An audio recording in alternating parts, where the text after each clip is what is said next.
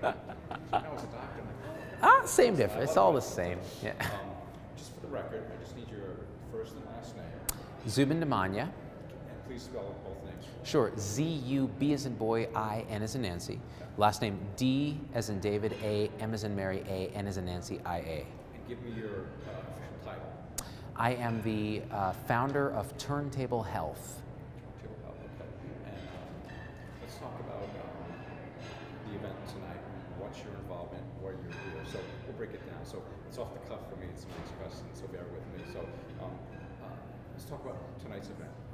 Tell me about tonight. What's going on? Well, I'm excited to be involved with people who are promoting vaccination in our community and are tireless advocates of this.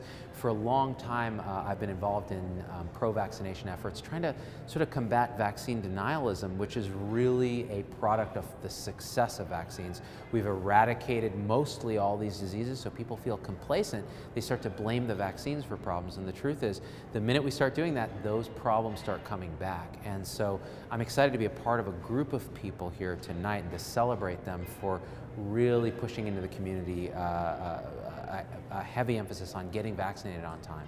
This is a Las Vegas group that's here tonight. This is a Las Vegas group of physicians who are being celebrated for their vaccine promotions. So they're sitting award ceremonies, or they're receiving awards, or are you receiving an award? So I'm one of the speakers here, and the group here is receiving awards for being very, very tireless advocates of vaccination in the Southern Nevada community.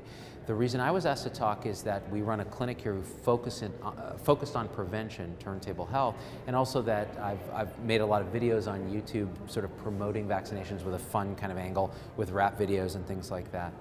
What are some of the important vaccinations that the public or specialists need to know about? Well, you know, there are fundamental vaccinations: measles, mumps, rubella, varicella. Now we're talking about HPV vaccinations for young girls to prevent them from getting cervical cancer down the line. These are crucial public health advances. You could actually look at the history of medicine and say, you know, they're really the only things that really are proven to work really well beyond a shadow of a doubt are vaccinations. And yet we find that uptake of vaccinations is declining as people feel like, oh, these diseases aren't around anymore. Oh, there's controversy about whether they cause problems. Well, the truth is they don't, and all the data says they don't. And the problems come back, measles, mumps, et cetera, when we stop vaccinating. So it's crucial that we do.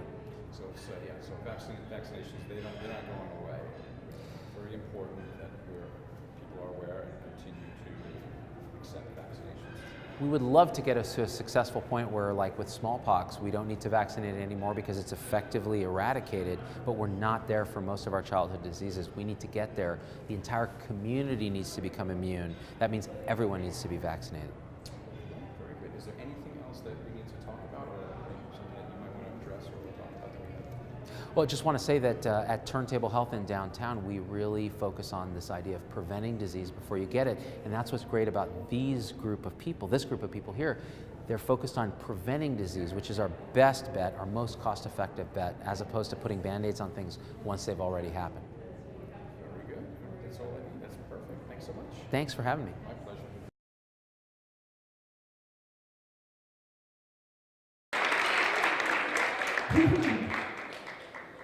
It's a good exercise, right? Walk up. MD would never rock the mic with the pantyhose like this, but you know, we got to do what we got to do.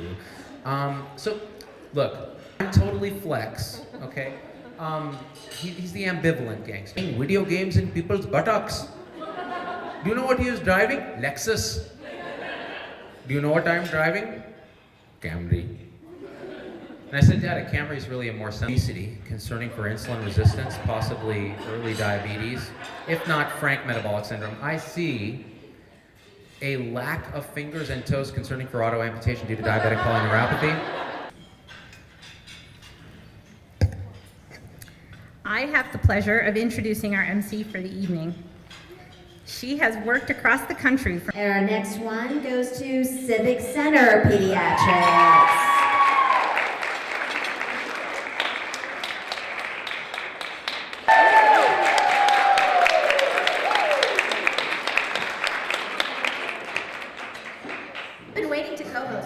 So this is a chance to do it. So let's do it here at the Four Seasons. This is great. How's the night going for you? Pediatrics.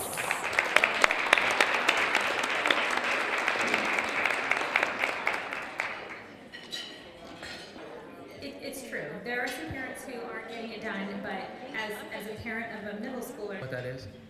Yeah, one person out of like how many? Holy smokes. So let me explain this. It is you tell the elephant what to do. And when they agree, when they, really excited. Thank you. Anytime I turn around, I feel a poke, and I turn around, and there would just be like a whiff of like a psychiatrist, which explains in this entire talk, basically in a nutshell. He was hypothyroidism? Question mark. Rule out. So what do we do?